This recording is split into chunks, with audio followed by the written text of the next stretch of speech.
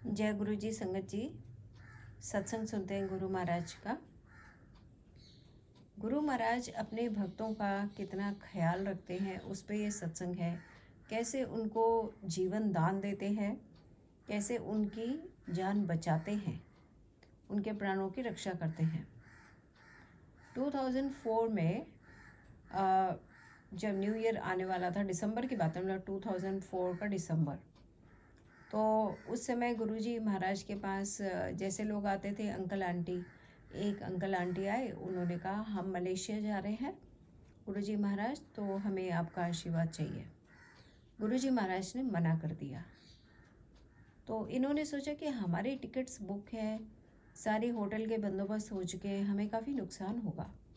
लेकिन बावजूद उसके गुरुजी महाराज पे श्रद्धा रखते हुए उन्होंने उनकी बात मान ली और उन्होंने अपना ट्रिप कैंसिल कर दिया।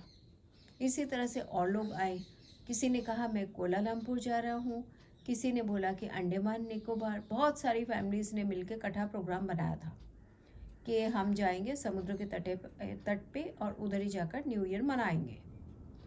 तो गुरुजी महाराज ने कहा बिल्कुल जाने की ज़रूरत नहीं है, 26 दिसंबर को सत्संग रखा है बड़ा। और इस प्रकार से कोई भी संगत में से जिनके प्रोग्राम थे नहीं गए, महाराज पे पूरी श्रद्धा रखी। उन्हीं समय की बात है, उन्हीं दिनों सुनामी आई और जितने भी नॉन संगत के लोग थे, जो दुनिया वाले लोग थे, जो गए थे, वो कहाँ चले गए समुद्र में डूब के, उनका नामो निशान तक नहीं मिला। लेकिन जिन्होंने गुरुजी पे श्रद्धा रख के और अपने प्रोग्राम कैंसिल किए, उनको कुछ भी नहीं हुआ। तो गुरुजी महाराज एक सुरक्षा कवच अपनी सभी संगत पे बना देते हैं और हर समय सुरक्षा करते हैं, आने वाले कष्टों से बचाते हैं।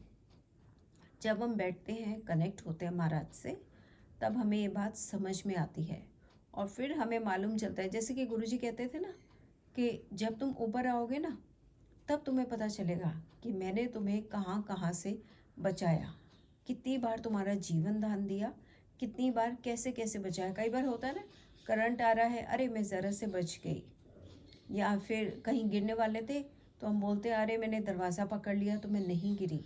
वो क्या होता है, वो मैंने दरवाज़ा पकड़ लिया नहीं होता, इट्स नॉट मैं, इट्स दैट गुरु जी ने कृपा की कि मैं बच गई।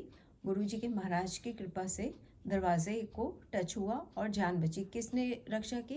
गुरु जी महाराज ने कृपा की, उन्होंने ही रक्षा की।